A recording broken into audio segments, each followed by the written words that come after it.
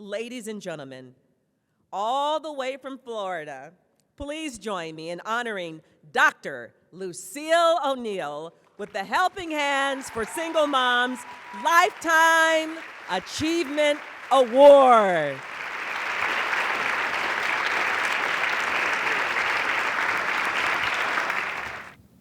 Thank you all so much.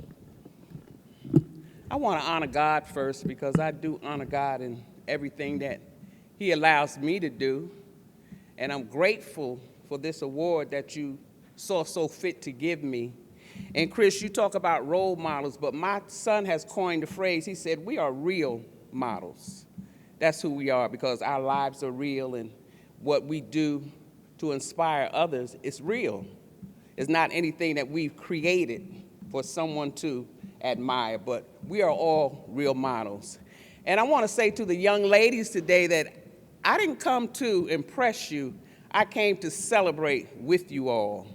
I am so proud of you because I know that it takes hard work, first of all, to be a mother, then to get through school trying to be a mother, that determination that you have in you and that dream that has been sitting there for so long, I give you your credit today because I'm a witness to the fact that it wasn't easy, but look at you, you are finished.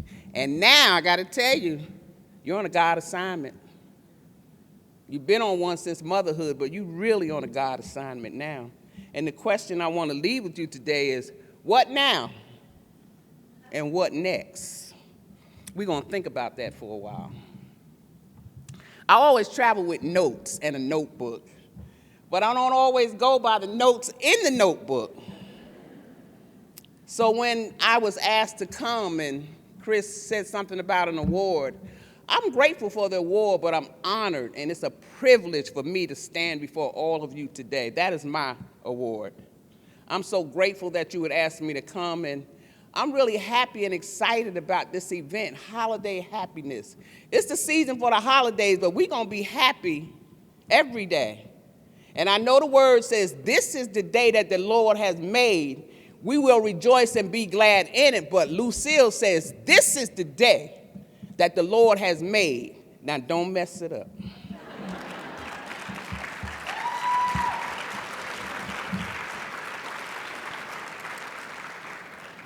Every now and then I'll take a look in the dictionary because we use words, but we don't often know what they really mean. But I looked up the word valuable one day.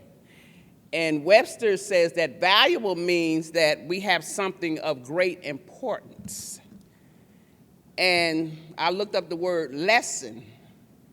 Webster says lessons are something that we learn, and it's a chapter or an exercise that is assigned to a student. I thought about the fact that a valuable lesson is learned when it's something meaningful to you. You have a question and you search for an answer. But it was my mother who told me, you can never know enough. That was one of the most valuable lessons that I have ever heard. And I want to say to you young people, even you seasoned people, don't think you know it all yet.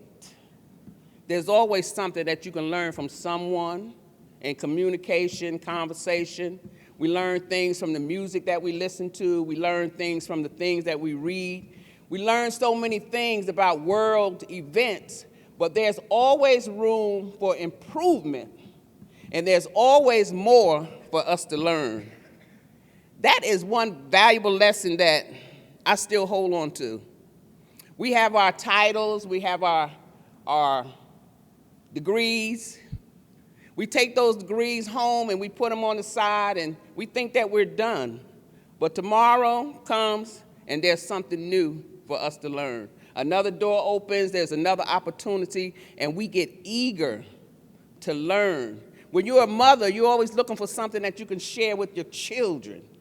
Now, my oldest is, well, I'm not going to tell you because he wouldn't want you to know that. But my eldest is always seeking to learn something new so that he can have something to pass on to his children. And the things that I learned, I share with my daughter and my other son, and my grandchildren and my 2 Gigi babies, but it's always something that we can teach one another. So I want to encourage you to don't give up learning. You've graduated, you finished this portion of an education, but continuing education is always going to be with you. The dreams that you have inside of you, they never die. Don't let them die. Don't ever let them die. It took me over 30 years to get back to school. And it was a journey for me to get back there, but my son blessed me. And he told me, if you go to school, you want to go to school, you keep your grades up, I'll promise to pay your tuition. So I worked very hard so he can pay my tuition so I can go to school and get done with my education. I realized that book sense, now I thought I had all the common sense that I needed because I was, a little seasoned by the time I went back to school because it took 30 years. I graduated from high school, that was it. I got married, had a family, all of that, but I never let the dream go. I wanted to go to college. So when I got there, I had to work, and I'm telling you, that math didn't kick in like it did maybe when I was 20. I cried many a nights, but I never quit. So I want to tell you, if you have in your heart that you want more, don't stop, just go. And I thank God for Helping Hands for Single Moms. When I got introduced to Chris by Miss Doris Johnson, I felt so overwhelmed because I met women that were where I was. Being single is tough by itself, but when there's an organization that is willing to help you, this organization has poured so much into many women, and it's our job now to pour into another single woman. I heard about the nursing students that come out of this program. I'm happy. I'm going to send a scholarship or 2. That's the least that I could do. And I'm not trying to repay you for the award, but I realize that we are blessed so that we can be able to bless somebody else. It gives me joy. It gives me peace to be able to bless somebody. Now, I can go on and on. I promised I wasn't going to be long, but I could not sit down without saying thank you, and I could not sit down without leaving you with something to think about. You still have that question in your mind, what now, what next? But I just want to mention 10 things that's going to help you and maybe help you continue to live the life that you dreamed of.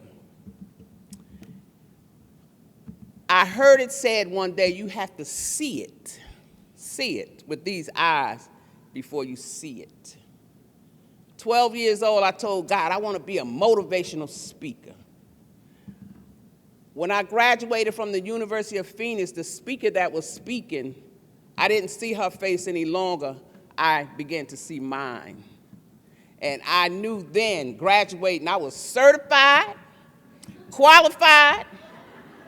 So today, I am your motivational speaker.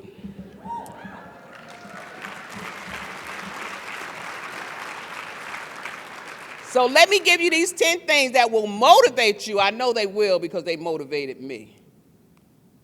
When all else fails, you have to pray, and you have to pray some more. Dream big. Don't limit yourself to any one thing because God has not put any limits on you. And we've all been blessed with a certain level of intelligence, so don't think that you're not worthy and don't think that you're not smart because you have something that I don't have and you have something that I don't have, but we all have a special gift, and it's called wisdom and intelligence. We have to know how to use it. Another thing we need to do is to keep things simple on a daily basis. We make it hard when we're trying to maneuver and we're trying to manipulate. We don't need to do that. Just keep it simple. This is a biggie because we're working so hard and we forget that we're living in flesh, not flesh. But we need to listen to our bodies because it's sending us a message. Let me say that again. Listen to your body because it's trying to send you a message. I would love for you to remember to find something that you're passionate about, whatever it is. I love to do fundraising activities because we have a mission and then we have a goal, and you bring people together and you have them buy into the vision which supports the mission, and you take the money that you ask them for and you give it away. That's what I love to do. And I do it with happiness all of the time. It makes me happy to do that. So I encourage you to find something that you're passionate about. Even if it's out there just jumping rope, walking the dog. But look for ways to help somebody. That passion that you have in you, it's going to be a reward for somebody else. So find something that you're passionate about and make it your life's work. And then you get to the point where it's not work at all. Travel the world and seek adventures. It's a whole big world outside of Phoenix, Arizona.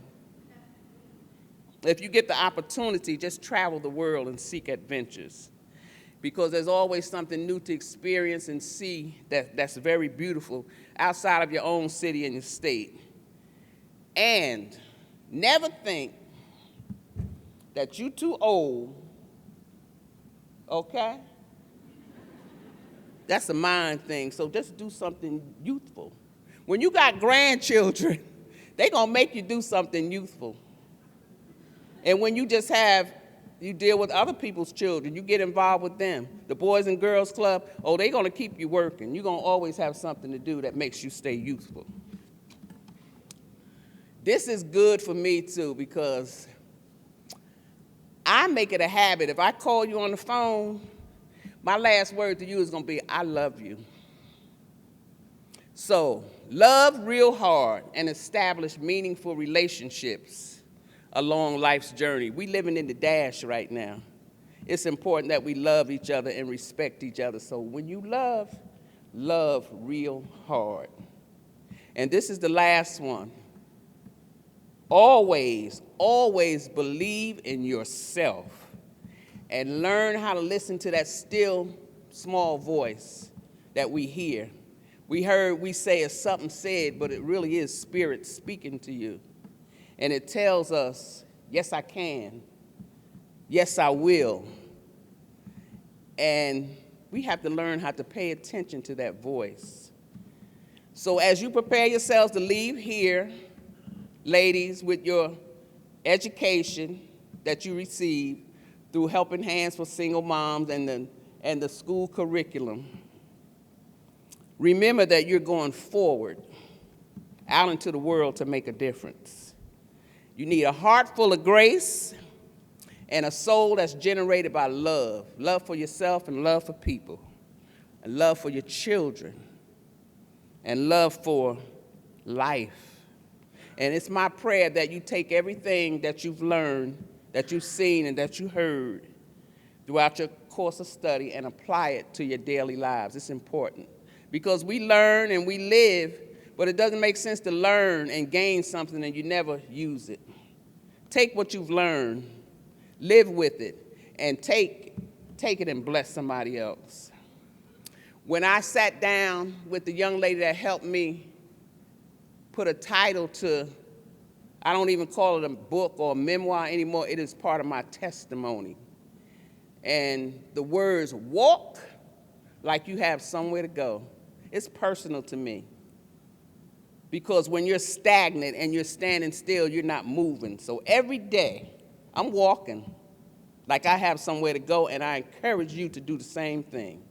I want to thank my friends, my loved ones, my special friends, my old friends that are here, my new friends, Ms. Doris Johnson making the introduction to Chris and Helping Hands for Single Moms, and part of my team, Dr. Jason Glenn, Martha Corman Zumwalt, who has assisted me for 30 years.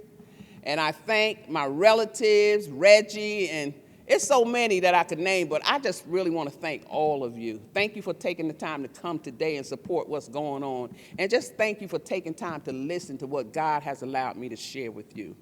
My prayer is that you have a great holiday season, that you be safe and you continue to love one another and continue to support the efforts of Helping Hands for Single Moms. God bless you all. Thank you.